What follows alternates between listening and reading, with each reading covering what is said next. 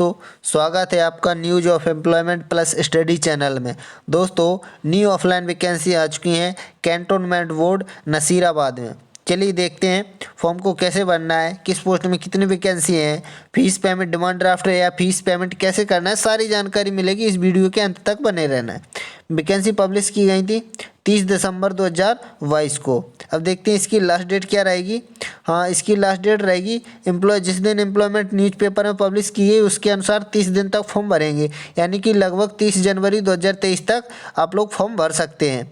चलिए देखते हैं किस पोस्ट में कितनी वैकेंसी हैं। सबसे पहले इन्होंने बताया है सैनिटरी इंस्पेक्टर के लिए एक पोस्ट रहेगी और लेवल 6 का वेतन मिलेगा, और जनरल के लिए रहेगी वो पोस्ट। और इसमें क्वालिफिकेशन है मैट्रिकुलेशन होना चाहिए या उसके इक्विवेलेंट हो, समकक्ष हो, और हिंदी का नॉलेज होना चाहिए। चलिए आगे देखते हैं। लोअर डिवीज़न क्लर्क के लिए नंबर 2 पर है। लोअर डिवीज़न क्लर्क के लिए लेवल 5 का वेतन मिलेगा।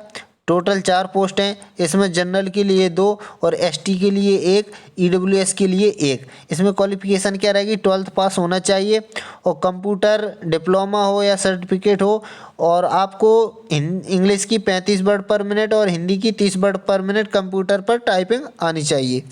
और पॉइंट 3 में है इलेक्ट्रीशियन की। इसमें लेवल 5 का वेतन मिलेगा। एक पोस्ट है, जनरल के लिए है, 10th पास और आईटीआई होना चाहिए, यानी 10th प्लस आईटीआई दोनों होना चाहिए। और नंबर 4 है ब्लैक स्मिथ के लिए लेवल 5 का वेतन मिलेगा। एक पोस्ट है, जनरल के लिए 10th प्लस आईटीआई होना चाहिए। और नंबर 5 पर है लाइनमैन, लेवल 2 का वेतन मिलेगा। एक पोस्ट है, जनरल के लिए 10th प्लस आईटीआई होना चाहिए।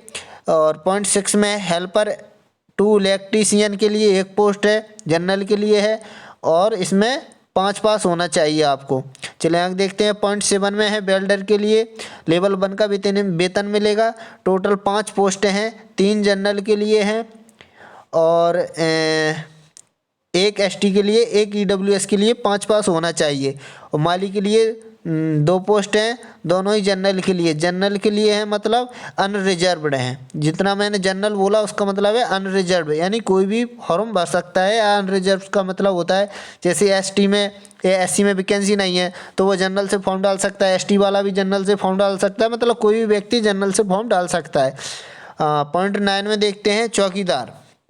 चौकीदार के लिए लेवल 1 का वेतन मिलेगा। एक पोस्ट है, यूआर के लिए है, 5 पास होना चाहिए। और पॉइंट 10 में है प्यून की वैकेंसी, 4 वैकेंसी हैं, 2 यूआर के लिए हैं और एक एसटी के लिए, एक ईडब्ल्यूएस के लिए, 5 पास इसमें भी होना चाहिए। चौकीदार के लिए 2 पोस्ट हैं, एक अनरिजर्व है और एक ओबीसी के लिए है, 5 पास इसमें भी होना चाहिए। सबसे ज़्यादा पोस्ट है सफाई वाला में, इसमें लेवल 1 का वेतन मिलेगा और 19 पोस्ट हैं और 10 यूआर के लिए हैं और 3 एसटी के लिए, 4 ओबीसी के लिए, 2 ईडब्ल्यूएस के लिए, और इसमें भी 5 पास होना चाहिए आपको। चलिए आगे देखते हैं। एज लिमिट काउंट किस डेट को की जाएगी, तो 1 दिसंबर 2022 के अनुसार आपकी जो भी एज है वो उसके अनुसार गणना की जाएगी। चलिए आगे देखते हैं। और एज रहेगी 21 से 35 साल एसटी एससी के लिए, और ओबीसी के लिए रहेगी 21 से 33 साल, ईडब्ल्यूएस जनरल के लिए रहेगी 21 से 30 साल। अब आप लोग देख लेना अपने अनुसार जिस भी कैटेगरी से आप आवेदन करना चाहें। चलिए आगे चलते हैं। एप्लीकेशन फ़ी, हाँ एप्लीकेशन फ़ी रहेगी 300 रुपये, यानी 300 रुपीज़, नॉन रिफंडेबल है, यानी वापस नहीं होगी। और डिमांड ड्राफ्ट के थ्रू जाएगी। और किसके फेवर में बनवाना है आपको, तो यहाँ पर स्पष्ट लिखा है chief executive officer cantonment board Nasirabad, इनके फेवर में आपको डिमांड ड्राफ्ट बनवाना है। आप बैंक में चले जाना, वहाँ पर बोल देना कि मुझे डिमांड ड्राफ्ट बनवाना है, आसानी से बन जाएगा, कोई बड़ी बात नहीं है। चलिए आगे देखते हैं। Photo copy of the following, किस क्रम में आपको डॉक्यूमेंट्स लगाना है उसे देख लो, आप अच्छे से देखना है। हाँ, सबसे पहले पॉइंट ए में है मार्कशीट ऑफ द एसेंशियल, जो भी क्वालिफिकेशन मांगी है उन्होंने उसको उस मार्कशीट को लगाना है। और डेट ऑफ बर्थ के लिए प्रूफ के लिए आप जो भी मार्कशीट लगाएं उसे लगाना है। और पॉइंट सी में है टू सेल्फ एड्रेस एनवेलप, यानी 2 छोटे लिफाफे लेना है और उन पर 30 रुपये का पोस्टल स्टैंप लगाओ। चलिए मैं दिखा देता हूँ किस तरह से आपको लेना है। इस तरह से आपको 2 लिफाफे लेना है और उन पर अपना स्वयं का एड्रेस लिखकर भेजना है। जैसे 2 लिफाफे हैं, यहाँ पर अपना स्वयं का एड्रेस लिखेंगे और इस पर 30 रुपये का यहाँ इस पर और 30 रुपये का इस पर लगा के स्टाम्प लगा के और भेज देना है। और इन पर कुछ नहीं लिखना है, अपना एड्रेस लिख के। और जो बड़ा वाला लिफाफा रहेगा उसमें मैं अभी दिखाई देता हूँ बड़ा वाला लिफाफा कैसा रहेगा। ये रहेगा बड़ा वाला लिफाफा। इस तरह से बड़ा वाला लिफाफा होगा और ये एड्रेस लिखा होगा, इसी एड्रेस पर आपको भेजना है। और इसी के अंदर वो दोनों छोटे लिफाफे इसके अंदर डाल देना और अपने सारे डॉक्यूमेंट्स जो मैं बताने जा रहा हूँ वो सारे डॉक्यूमेंट्स इसके अंदर ही लगा देना। और यहाँ पर आप जिस भी पोस्ट के लिए आप आवेदन कर रहे हैं उसका नाम और जिस भी कैटेगरी से आप आवेदन करना चाह रहे हैं, जैसे मान लीजिए आप ओबीसी से कर रहे हैं तब तो ओबीसी लिखेंगे, और आप जनरल से अनरिजर्व से फॉर्म डालना चाह रहे हैं तो यहाँ पर यूआर लिखेंगे, कोई दिक्कत नहीं। और इसके पीछे यानी बैक साइड स्वयं का पता लिखेंगे फ्रॉम करके, यहाँ पर 2 करके लिखा है, उस साइड अपना लिखेंगे फ्रॉम करके। और दोनों छोटे लिफाफे उनमें बताएं उनमें भी अपना स्वयं का पता लिखेंगे और 30-30 रुपये का पोस्टल स्टाम्प लगा देंगे। चलिए अब देखते हैं डॉक्यूमेंट्स को। हाँ, पॉइंट सी में देख लिया, 2 सेल पे एड्रेस लगाना है एनवेलप 30 रुपये का पोस्टल स्टाम्प के साथ। आप देखते हैं पॉइंट डी में। पॉइंट डी में रहेगा 3 लेटेस्ट पासपोर्ट साइज के फ़ोटो, 3 फ़ोटो डालना है और उन्हें बैक साइड अटेस्टेड कर लेना है, यानी कि अपना नाम और पिताजी का नाम लिख देना है फ़ोटो के बैक साइड। और पॉइंट ई में एक्स सर्विसमैन के लिए डिस्चार्ज सर्टिफिकेट लगाना है। पॉइंट एफ में इन केस विडो डिवोर्स्ड ऐसी महिलाएं इनका डिवोर्स हो चुका है उनके लिए है, अपने लिए कुछ नहीं। चलिए पॉइंट जी में देखते हैं, एक्सपीरियंस सर्टिफिकेट यदि आपके पास है तो लगाना है। एच में देखते हैं photo copy of caste certificate, यानी जाति प्रमाण पत्र की फ़ोटो कॉपी लगाना है और अटेस्टेड करना है स्वयं के द्वारा। और नॉन क्रीमिलियर ओबीसी के लिए है, यानी कि ओबीसी वालों को अपना आय प्रमाण पत्र भी लगाना पड़ेगा। और पॉइंट जे में है eligibility certificate of candidate economical, यानी ईडब्ल्यूएस के लिए लगाना है, जो ईडब्ल्यूएस से फॉर्म डालेंगे उनके लिए। चलिए आगे देखते हैं। एडमिट कार्ड के लिए कैंटोनमेंट बोर्ड की ऑफिशियल साइट देखते रहना, उसके लिए ईमेल आएगा या पोस्ट के माध्यम से आपके पास आएगा या ईमेल आएगा, और उनकी ऑफिशियल वेबसाइट भी देखते रहना आप लोग। हाँ, सिलेक्शन की प्रोसेस देख लें, मोड ऑफ सिलेक्शन इसमें उन्होंने अलग अलग दिया है, जहाँ तक मुझे लग रहा है आप लोग पढ़ लेना, सबका सेम ही है। 120 क्वेश्चन रहेंगे और 120 मार्क रहेंगे और 120 मिनट का टाइम मिलेगा और ऑब्जेक्ट टाइप क्वेश्चन होंगे। और इसमें नेगेटिव मार्क है, स्किल टेस्ट होगा और नो इंटरव्यू कुछ नहीं होगा, OMR सीट मिलेगी। और रिटन टेस्ट बाइलिंगुअल रहेगा, कोई दिक्कत नहीं, हिंदी एंड इंग्लिश। चलिए आगे देखते हैं। लोअर डिवीज़न क्लर्क के लिए लगभग सेम वही है, बस इसमें टाइपिंग टेस्ट हो जाएगा, नो इंटरव्यू, इसमें भी इंटरव्यू नहीं है, लगभग सभी का सेम है। आप लोग अपने अपने हिसाब से देख लेना। जैसे मान लीजिए आप लोग सफाई वाला के लिए डाल रहे हैं तो सफाई वाला का मैं बता देता हूँ। इसमें रिटन टेस्ट होगा, 120 मार्क का होगा और सब्जेक्ट ऑब्जेक्ट टाइप रहेगा, क्वेश्चन 120 मिनट रहेंगे, क्वेश्चन OMR सीट रहेगी और रिटन टेस्ट विल भी बाइलिंगुअल रहेगा, यानी पेपर में जो क्वेश्चन आएंगे वो हिंदी में भी दिखेंगे आपको और इंग्लिश में भी दिखेंगे। और नो इंटरव्यू रहेगा, post date time and venue will be intimated on website पर देखते रहना, इसी में जानकारी मिल जाएगी कि आपका पेपर कब होगा। हाँ भैया, नेगेटिव मार्किंग भी है, इस बात का ध्यान रखना, 1/3 की नेगेटिव मार्किंग रहेगी, यानी गलत क्वेश्चन करोगे तो उसमें आपका 0.33 अंक काट लिया जाएगा। और एलिजिबिलिटी क्या होना चाहिए, ये भारत का नागरिक हो और सारी जो उनने योग्यता मांगी फुलफिल करता हो, और 2 more candidate having a single living suppose. हाँ, यदि 2 कैंडिडेट समान अंक लाते हैं मान लीजिए और एक ही कैटेगरी के हैं तो जिसकी एज ज़्यादा होगी उसे आगे रखेंगे, कुछ नहीं, ये तो सारी नॉर्मल बातें हैं। चलिए आगे देखते हैं, आगे क्या है। हाँ, इन्होंने सब्जेक्ट दे दिए, सिलेबस दे दिया है, अपनी अपनी पोस्ट के अनुसार आप लोग सिलेबस देख लेना किस पोस्ट में क्या है। मैं लेकिन सफाई वाला का मैं बता देता हूँ, सफाई वाला के लिए कुछ नहीं है सिलेबस रिलेटेड टू एजुकेशन। सफाई वाला के लिए इन्होंने जो नीचे की 6, 7, 8 क्रम में 6, 7, 8, 9, 10, 11 और 12 पोस्ट तक जो भी पोस्ट हैं उनके लिए सिंपल बिल्कुल सिलेबस है, syllabus related to education qualification 5 pass के आधार पे जो भी आपका आएगा सिंपल आएगा। वैसे इसमें फॉर्म आप लोगों को डाल देना चाहिए। 120 मार्क रहेंगे, 120 मिनट रहेंगे। चलिए आगे देखते हैं। सिलेबस और एग्जामिनेशन जनरल इन्फॉर्मेशन है, कुछ नहीं है। अजमेर में आपका पेपर होगा, इस बात का ध्यान रखना। चलिए आगे देखते हैं।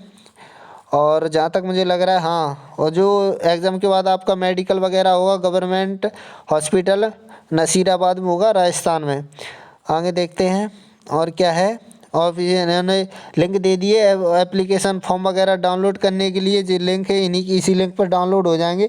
लेकिन यदि मैं डिस्क्रिप्शन में लिंक दे दूंगा टेलीग्राम की, आप लोग वहाँ जाएंगे तो मैं वहाँ पर वीडियो शेयर कर दूंगा और वहीं पर इसका एप्लीकेशन फॉर्म नोटिफिकेशन सब कुछ डाल दूंगा। चलिए आगे चलते हैं। आगे कुछ विशेष नहीं है, लगता है सारी जानकारी वही रिजेक्शन के कारण बता। सेल्फ अटेस्टेड कर लेना आप लोग अपने अपने डॉक्यूमेंट्स अच्छे से। चलिए आगे देखते हैं। और लगता है फॉर्म कंप्लीट हो गया। चलिए अब मैं बता देता हूँ आपको एप्लीकेशन फॉर्म किस तरह से भरना है। ये रहा आपका एप्लीकेशन फॉर्म। इसे A4 साइज में निकलवा लेना है आपको और पासपोर्ट साइज की फ़ोटो यहाँ पर लगाना है। वाइट बैकग्राउंड होना चाहिए, ध्यान रखना। और जिस भी पोस्ट के लिए आप आवेदन कर रहे हैं उसका नाम यहाँ पर लिख देना। जैसे मान लीजिए आप सफाई वाला के लिए कर रहे हैं तो यहाँ पर सफाई वाला लिख देंगे। चलिए आगे देखते हैं। Name of candidate, name of candidate यहाँ जो भी आपका नाम है लिखना है। फादर्स नेम, हाँ, कैपिटल लेटर में भरना, लेकिन फॉर्म क्योंकि गलती नहीं होती है जिससे। और स्थाई पता, अस्थाई पता, दो पता होते हैं तो यहाँ पर आपको अपना स्थाई पता लिखना है। और जिन लोगों का स्थाई अस्थाई पता दोनों सेम है, यानी कि जो घर पर ही रहते हैं, तो उन्हें दोनों जगह सेम लिख देना है। और पॉइंट नंबर 5 में मोबाइल नंबर और अल्टरनेट मोबाइल नंबर जो भी हो, दूसरा मोबाइल नंबर, तो वहाँ आप इसे भी डाल देना आप लोग। यहाँ पर अपना मेन मोबाइल नंबर, यहाँ पर दूसरा किसी घर के सदस्य का डाल देना है। 2 सिम चलाते हो तो दूसरा अपना डाल देना। और ईमेल आईडी पॉइंट 7 में डालना है। पॉइंट 8 में डेट ऑफ बर्थ, यानी कि डेट मंथ ईयर इस क्रम में आपको लिखना है। जैसे आप डेट क्या है किस मंथ में, जैसे मान लीजिए आपकी डेट है 25 जनवरी 2015, सॉरी 15 तो बहुत कम हो गई, जैसे मान लीजिए 2006-7, जो भी आपकी एज है वो आप डाल देना। और एज कैलकुलेट करना है आपको 1 दिसंबर 2022 के अनुसार कि आप कितने दिन के, मंथ के, ईयर के हो चुके हैं। अब ये कैसे करोगे, यदि मान लीजिए आपको निकालना आता तब तो ठीक है, नहीं तो आप गूगल पर सर्च करेंगे एज कैलकुलेटर और वहाँ से आप लोग अपनी एज निकाल लेना और यहाँ पर भर देना फॉर्म को। चलिए आगे देखते हैं। पॉइंट 10 में है जेंडर, यहाँ पर आपको टिक करना है। जैसे मान लीजिए आप मेल हैं तो यहाँ पर टिक कर देंगे, फीमेल हैं तो यहाँ पर, और अदर हैं तो यहाँ पर, ट्रांसजेंडर वगैरह तो यहाँ पर कर देना। चलिए मैरिटल स्टेटस, यदि आपकी शादी हो चुकी है तो यहाँ पर टिक करेंगे, नहीं हुए तो यहाँ पर करेंगे। चलिए आगे देखते हैं। विच कैटेगरी बिलोंग, आप किस कैटेगरी से बिलोंग करते हैं, ठीक है। तो यहाँ पर जैसे मान लीजिए आप ओबीसी से बिलोंग करते हैं तो यहाँ पर आप ओबीसी पर टिक कर देंगे। और एजुकेशन क्वालिफिकेशन देख लेते हैं। यहाँ पर आप लोग क्रम से एजुकेशन क्वालिफिकेशन भर देना अपनी। जैसे मान लीजिए सीरियल फर्स्ट डाल देंगे यहाँ पर, तो सबसे पहले 10th की मार्कशीट लगा देंगे। हाँ, यदि आप सफाई वाला वगैरह में किसी में फॉर्म डाल रहे हैं तो यहाँ पर आपको भैया सबसे पहले 5th की मार्कशीट भरना पड़ेगी, यहाँ पर आपको 5th की। चलिए, और जैसे भी कॉलेज इंस्टीट्यूट से आपने कंप्लीट की है उसका नाम, और जैसे, और यहाँ पर ईयर ऑफ पासिंग, किस वर्ष पास की है, डिवीज़न क्या रहा आपका, और परसेंटेज कितनी रही आपकी। चलिए आगे देखते हैं। इसी क्रम में आप 10th की, 12th की जो भी लगाना चाहो लगा सकते हो। चलिए आगे देखते हैं। पॉइंट नंबर 14 में देखते हैं। कैंटोनमेंट और परमानेंट एम्प्लॉय, क्या आप नसीराबाद कैंट में परमानेंट एम्प्लॉय हैं, यदि आप हैं तो यस, नहीं तो नो पर टिक करना है। और पर्टिकुलर, क्या आप किसी, पॉइंट नंबर 15 में, क्या आप वर्तमान में कहीं पर कार्य करते हैं, एम्प्लॉयमेंट है या रोजगार करते हैं, तो यहाँ पर टिक करना है या एस करना है, जो भी है, तो नहीं तो फिर कुछ नहीं करना है, इसे छोड़ देना है। और एक्सपीरियंस है तो भरना है, नहीं तो इसे छोड़ देना है। और एक्सपीरियंस है तो उसकी फुल डिटेल्स आपको यहाँ पर लिखनी है पॉइंट 16 में। चलिए पॉइंट 17 में देखते हैं। डिमांड ड्राफ्ट की डिटेल्स देना है। यहाँ पर आपको demand draft, name of bank, किस बैंक या शाखा से आपने यहाँ डिमांड ड्राफ्ट बनवाया उसका नाम, और डिमांड ड्राफ्ट नंबर, और डिमांड ड्राफ्ट की डेट। और क्या आपका कोई रिलेटेड नसीराबाद कैंट में कार, जैसे भाई बहन माता पिता कोई भी है, तो यहाँ पर एस करना, एस पर टिक करना है, नहीं तो नो पर टिक करना है, ठीक है। चलिए आगे देखते हैं। डिक्लेरेशन है, यहाँ पर कुछ नहीं है। यहाँ पर आपको अपना स्थान का नाम और डेट और सिग्नेचर ऑफ कैंडिडेट, और यहाँ पर अपना फुल नेम लिखना है। और लगता है फॉर्म कंप्लीट हो चुका है। चलिए, वीडियो अच्छा लगा हो तो वीडियो को लाइक करें, शेयर करें और चैनल को सब्सक्राइब ज़रूर कर लें। जिससे होता क्या है, मुझे मोटिवेशन मिलता है और भी ऐसी वीडियो बनाने के लिए और मेहनत करने के लिए। और हाँ, आपका जो भी डाउट हो निश्चिंत होकर कमेंट बॉक्स में पूछें। मैं कोशिश करता हूँ सभी के कमेंट का जवाब देने की। Thank you.